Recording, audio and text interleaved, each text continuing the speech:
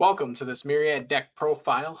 My name is Justin. I will be your host. I am the game creator and an avid player of the game, believe it or not. My goal of this video is to show you how the dark deck, just on average, what cards you want to be running, how to play it, and just kind of going over a couple nuances with the deck, what makes it kind of special. Uh, Jumping right into it, if you haven't seen any gameplay or you don't know how the game is played, please go check out some of the other videos we have. Otherwise, jump on Discord, Instagram, and TikTok. They'll describe more in deep depth how to play the game, and our website, MIRYADTCG.com, also has a rule book there along with the Discord. But without further ado, let's jump into it. First, let's jump into the souls here. I'm going to have off to the right side here some like showing off the cards. But here we have Chitter. This is your best card in the deck. Um, you always want to get Chitter. This guy can clear boards very quickly. Its cost, we're not going to worry about too much, but normally its cost is going to send 3 souls you control to dust. So it's a pretty hefty cost, but a lot of times you're actually going to be cheating it out of the battlefield, and I'll explain how that's done after the deck profile here. But its main important effect is its static effect, which says when this card destroys a soul in combat, ready Chitter and move it 1 space. You don't traditionally move in Myriad, so this is a very good effect. And once we get into the gameplay aspect, I'll show you how. But very strong, 8,000 attack, 3 life cost, one of the highest stats in the game right now. But I will go further. I would say this is your next most important card for this little engine here. Disciple of Death. Disciple of Death has a on-play effect, which lets you play a Dark Soul from your Abyss for 0 SP. You're never really going to be doing that with Chitter. Trust me, don't want to do it.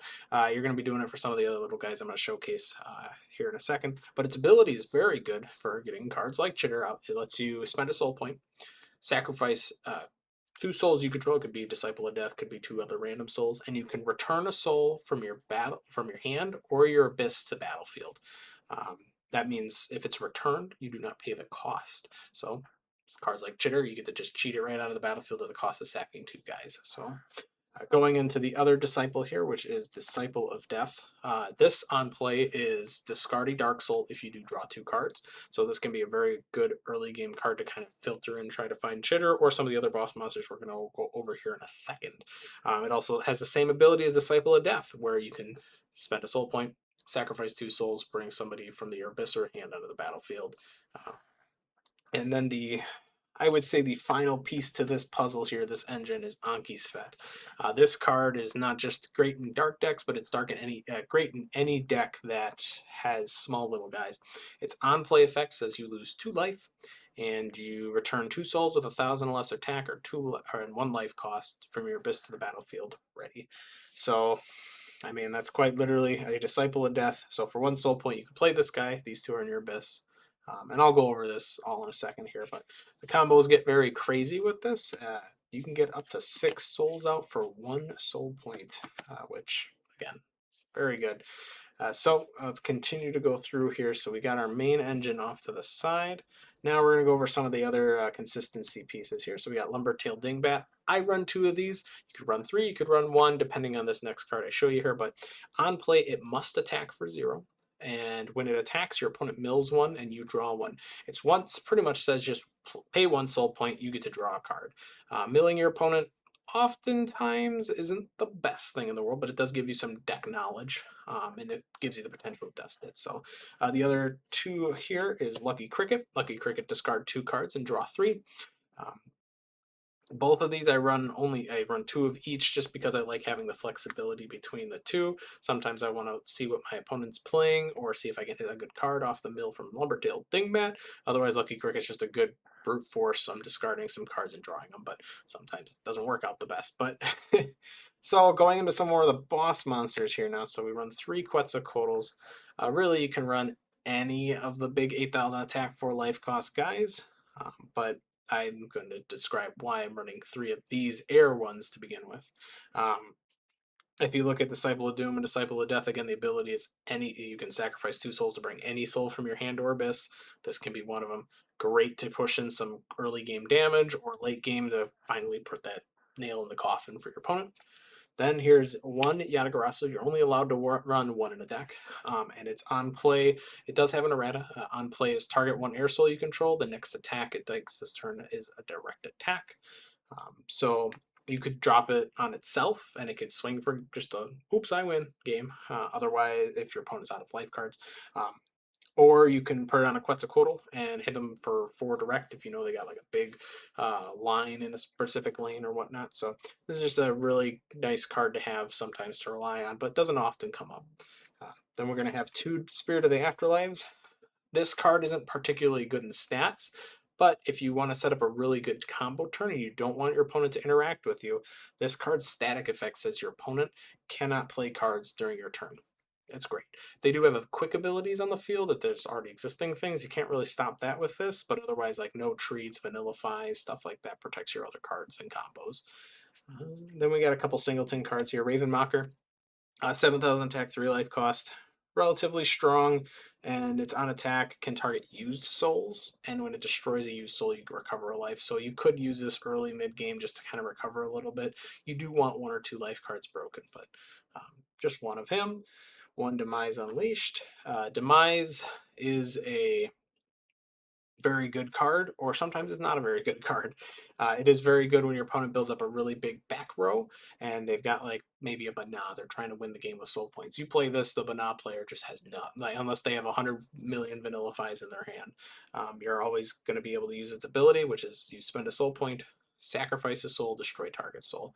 Very cut and dry, straightforward, very good. But if you're playing into like something like water or air, this starts to become not as useful. So, 1 Corpse Elemental, very situationally good, but at the end of the game, this can just get you a free win. It lets you, you can quick play it from your abyss for 1 soul point.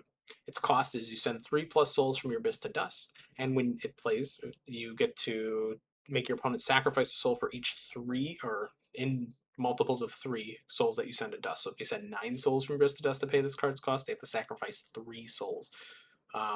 If they haven't built up a crazy big board, that could be just game right there, especially if they don't have something to stop that. And then 1 Jet Black Cat. Very good card. You can only run 1 in a deck. If I could run more, I would. But when it's destroyed, you can add 2 Wits cards from your Abyss to hand, which a lot of really good Wits cards in this deck. And let's jump into that here. We'll get these guys out of the way. We have the Wits cards. I think there's about 11, 2, 4, 6, 8, 10, 11 Wits cards in here. So this deck is a little more soul heavy, which makes sense because you're effectively playing a clear quartz or a reborn strategy. So the most important Wits card, 3 Sudden Revivals. This card says return 1 soul from your abyss to the battlefield ready. So that means you don't pay the costs on anything that this returns. And on resolution, you're going to lose 2 life. While life is a very valuable resource in Myriad, and this can come back to bite you if you play it too much, just bringing out a chitter with this is fantastic. And usually the payoff is pretty good. You're going to hit them for like 3, 6 damage, 9 if you're lucky. So we got Sudden Revival, put those up here. I would say this is the next best card in the deck, but I am only running 2. Is Ancestral Grudge. You get to target 1 soul you control and 1 soul your opponent controls. They enter combat. It skips on attack. It skips on defend. They are just comparing numbers and fighting. Your opponent does get an opportunity, like a window to play maybe a quick wits to buff the stats. If able, I think Perma Boost is maybe the only one. But otherwise, this says you get to destroy 1 of your opponent's souls for no soul points. Because most of your cards are chitters, Quetzalcoatls, and unless your opponent is running something with Wendigo, there's not too much else that's going to beat those cards. I run 2 because I have a couple other cards in here that I mess around with every now and then, but you could probably run 3 and feel perfectly fine. 3 of these is usually what you want to run. 2 Dark Despairs. Cost is sacrifice a soul and destroy a soul. You get a bunch of little guys in here. At some point, you're going to have a board full of them. You don't necessarily care if you sacrifice them to destroy something, especially if it's your opponent's big something, like a boss monster or some weird combo piece that they're trying to pull off. Chump Stomper. You get to graft it to 1 of your souls, and whenever that soul destroys an opponent's soul in combat, they lose 2 life. So this card is very good with Chitter. This card is very good just pretty much on any one of your big guys because it will allow you to push even more damage through, especially with cards like Ancestral Grudge that makes one guy fight another. You can put, assuming, I'll get into this gameplay bit in a second, but assuming you have a Chump Stomper and a Chitter, or heck, put it on Jet Black Cat, and you know their guys are less than 1,000 attack. You can then play your two Ancestral Grudges, blow up their two guys, and even if their souls only have 0 life cost, they'll still take 2 damage for each. So a lot of damage you can push through with Chump Stomper. 2 Vanillafies. Very good card. It's not oppressively good. It is good enough to stop your opponent maybe from doing something where you can't recover from. I would say the decks that this is best in is going against is either water or earth. Earth can do some really crazy things. They can play a Carbuncle, steal one of your guys, um, or Obsidianther's already really good. And then water with the Golden Keelan. It can set up some really bad turns for you where you bounce your whole board. So this is where you could like cut one of these guys for another Ancestral Grudge depending on the matchup. But yeah. And then 1 Alternate Realities. Another card that is just, it's good when it's good. It's not when it's not, especially if you're later into the game and you're running out of cards. At the start of the game, this can be a great disruption piece. Most aggressive decks, which I would consider this an aggressive deck, are going to want to run this card. It forces, you can only have 1 per deck, and it forces everyone to discard their hands and draw 6 cards. If you have a bad hand, you just boop, pitch your hand. Hey, look at that, I'm fine. And plus, with you playing a Reborn strategy, it fuels your Abyss. So it's really hard to go wrong with that. Again, the only time you'd want to probably avoid playing it is if you only have a couple cards left in deck, which can happen in certain matchups. Last thing we'll go over is the life cards. I actually have 4 here because I jump between 2 depending on the games, but no matter what, the two of them that you're going to run is Tome of Consistency, which lets you ability, put a card from your hand on bottom, draw 2. Very good. It's consistent. And when it's destroyed, you get to shuffle any number of cards from your hand back in the deck, then draw that many. I like this in the front because if I go first, I can filter my hand and I can start getting more set up for winning. And if I'm going second and maybe my opponent's playing some fire aggro deck that can do 6 damage a turn, which is a very real thing that can happen, I get to mulligan some of my cards away. So I don't ever not get value out of this being at the front. And then always at the back, you're going to run Clear Quartz. This says you can send 3 souls from your abyss to dust to return a soul from your abyss to the battlefield ready. Very, very good. I would say it's even better than cards like Sudden Revival or even the Disciples. It's just this gets you more and more big guys out in the field. And then its When Destroyed effect lets you send any 2 souls in the battlefield to the player's hand. So that could be you could send your Disciple of Death back to hand. You could send your opponent's stuff to hand. And especially with how much life you lose with the Wits cards in this deck, you can do like burn yourself, pop this, blow open it, send an entire row back to your opponent's hand, and now it's like, I have free attacks. Yeah, very good. And then the other 2 cards you can alternate between the 2 is Moss Agate and Smoky Citrine. I prefer Smoky Citrine. It lets me discard a card, which goes to the Abyss, and then I get to return a soul from Abyss to hand.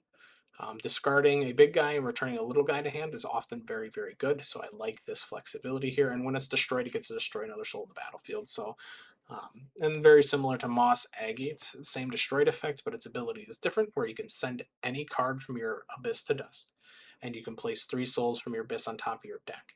This is very good, especially in some anti-meta strategies where they'll try to dust everything. This deck fears the dust. When it comes to your opponent dusting your stuff. You know what you want to get rid of, so Clear Quartz is really good for you. But if they start sending all your cards from your Abyss to dust, you're in a bad spot. So this card kind of protects you from that. So it really depends on the matchup. But that is the deck profile. I am then going to go into some gameplay scenarios. All right, so we're getting into some gameplay here now. So I am going to go over possibly one of the most fun aspects of this deck, just because it's my favorite combo here. Assuming you have 2 Disciple of Deaths, let's assume you have Anki's Fit, and just 2 Disciple of Dooms in your Abyss here. So, assuming that's your Abyss, let's say you have 1 Disciple of Death in hand and 1 Soul Point. I'm going to spend my soul point here to play Disciple of Death, which lets me play a Dark Soul for my Abyss for 0. I can play Disciple of Death. It was played off of this effect, so my on-play effect triggers. On play another soul from your Abyss. Ah, that's crazy. It has an on-play effect too. So on play, play a target Dark Soul in your Abyss for 0. And we have an Anki's Fet here. Play Anki's Fet.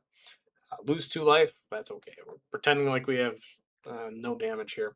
Lose 2 life, then return up to 2 souls with life cost 1 or less and 1,000 attack from your Abyss to the battlefield ready. Those 2 guys. 1 soul point, 6 souls. Now, while this scenario is not going to happen often, this just shows how wide this deck can go. Especially, this is probably the most important piece, because this doesn't even need to be in here. These don't even need to be in here. Just having an Anki's Fet in here, along with 2 other little guys, let's say, Lumbertail Dingbat and Lucky Cricket, is huge. So for that 1 soul point and then now 2 life, you could get all 4 of these guys onto the battlefield for 1 soul point. And then you could use this soul point here to sacrifice these 2 guys to bring out a Quetzalcoatl. And you could spend your 3rd and final soul point, because you get to start with 3, to play another Quetzalcoatl. And for all of nothing, quite literally, you've played out 2 Quetzalcoatls. Normally this would cost you 6 soul points in total to do it the right way, but you've spent 3. So a lot of really good synergy from these 2 cards in particular, and just having a couple cards near Abyss, and that's why I like Smoky Citrine here. The other combos that you can pull off with this is Disciple of Doom. This lets you set up into a reanimate play. So assuming you have a Chitter in hand, you play Disciple of Doom, discard a Dark Soul. If you do, draw 2 cards. Let's say our 2 cards we draw are we'll just say a Sudden Revival and a Chump Stomper. Any type of reanimate really here, but you could then play Sudden Revival, bring back Chitter, and you still have 2 soul points to work with. So you could attack your opponent. Maybe they have a soul here, you destroy it. You can ready this guy, move it 1 space. And let's actually get in, we're going to segue into why Chitter is so good. Normally, battlefield positioning matters. Each different deck is going to play a little bit differently. How Dark usually wants to is it's going to want to play its little guys in the middle to back. Maybe play a couple big guys, so assuming you have a Quetz here, or you have maybe it's Spirit of the Afterlife being protected so your opponent can't play on your turn. But always you're going to want to keep this topmost row clear for Chitter. Why this is because if, let's say, your opponent has a soul here, you're going to swing in with Chitter. Chitter is going to enter combat, destroy that soul most times than not. Then Chitter gets its static effect where it's readies and it moves 1 space. Moving 1 space is horizontally or vertically, not diagonally. So this position right here lets you completely change, like it lets you pick and choose where your opponent wants to go. If they've got another guy over here, just move them, keep swinging down that lane. If you want to get in a direct attack, maybe to break that life card early, move them over here, swing it again. Having this top row is very, very important for Dark. If you accidentally put a Disciple of Doom here and you've got Chitter, it's actually not a big problem for this deck. You can use its ability, so you spend a soul point, sacrifice 2 souls, you can sacrifice these 2 guys, and then just bring Chitter right back. It does put you behind a soul point and a body, but it's still better than the alternative, which is just having Chitter stuck in the same position. Even if Chitter can't move, so like you activate its static effect, you can ready it, but it can't move, and that's okay. You have to resolve as much of the effect as possible. That being said, let's say Quetzalcoatl's right here. You attack, you want to ready it, move it 1 space. You would have to ready it, like you would have to move it that 1 space. You can't just like pretend to move bottom or right. You would have to fulfill the effective 8. That's really, yeah. Chitter's probably, not probably, is the best card in the deck. This card will get a lot of wins for you. And then how to build it. So we only have 1 Chum Stomper in here. You're not going to see it every game, but you're going to see it quite often because you're going to be drawing about 18 to 20 cards of your deck at minimum per game, if not more. Usually games end with around 9 to 15 cards left in the deck.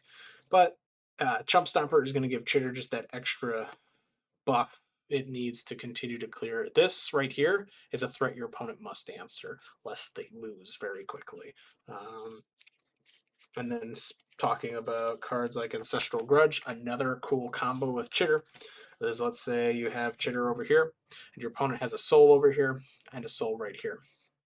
What you can do is you can play Ancestral Grudge, have Chitter fight your opponent's soul in this lane here. He wins. His static effect will still trigger because he destroyed a soul in combat.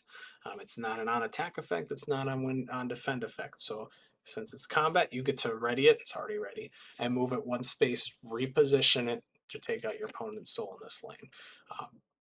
Very, very, very good card. You want to draw into this. So assuming you don't have Chitter in hand, we can draw like a test hand here. I think that would probably be better here. I'll shuffle a little bit. And that's why we have tone of consistency up at the front. So I will cut the deck. Let's draw our 6 for turn. We don't have Chitter. Perfect. Example being played into. So we're going first. We have 3 soul points. We'll use my dice here to track how many soul points we have. So I would usually want to lead off with, if we have Lucky Cricket, we might as well play Lucky Cricket. We're going to play him in the back, only because if we don't end up sacrificing this is a great chump blocker. 0 life. It's not going to deal you any damage if it's destroyed in combat. So on play, we can discard 2 cards, which these are 2 guys we want to discard, and draw 3. All right, we're starting to see some gas here. And we do have a line, ideally, if we can't get Chitter out here. But Disciple of Doom, we're going to put him in the back as well. On play, so that's our 2nd soul point. So we spent 1 for Lucky Cricket. We spent another for Disciple of Doom. We're going to discard a Dark Soul. We don't need Dingbat too much anymore, so we're going to put him here. If we do, draw 2. So we got a couple different options here. We've got a lot of really good interaction in our hand with 2 Vanillafies and 2 Dark Despairs leading up to our opponent's next turn. Now, Yatagarasu is a great card, but we don't necessarily need it right now. So we're going to use our once per turn life card activation, put it to the bottom, and draw 2. We didn't get quite Chitter here, and that's okay. But we still do have a Quetz. We could bring out Quetz, or we could start setting up for the next turn. But I think we are going to bring out Quetz just because we have a lot of really good combo potential for next turn. So we're going to spend our last soul point here, sacrifice these 2 guys, and bring out a Quetz. And we're going to put them in the middle here. While we only have the 1 soul, our opponent's likely going to have to play around this. If they remove it, that's okay. Next turn, quite literally, we can draw 2. We could play Disciple of Death, which lets us get Disciple of Doom, which could let us discard this to draw 2, all for 1 soul point. And then we still have all this other interaction in our hand. We can now bring a guy back, and we still get to use our life card on our 2nd turn here. So that is the deck. If you want to see gameplay, person versus person, we are trying to work on that right now to create some content. But please leave questions and likes in the comments section. Otherwise, if you join the Discord, more than happy. We got a small community growing. Or check us out on Instagram and TikTok. Thank you so much for stopping by. This is the Dark Deck Profile. Thank you again, and have a great rest of your day.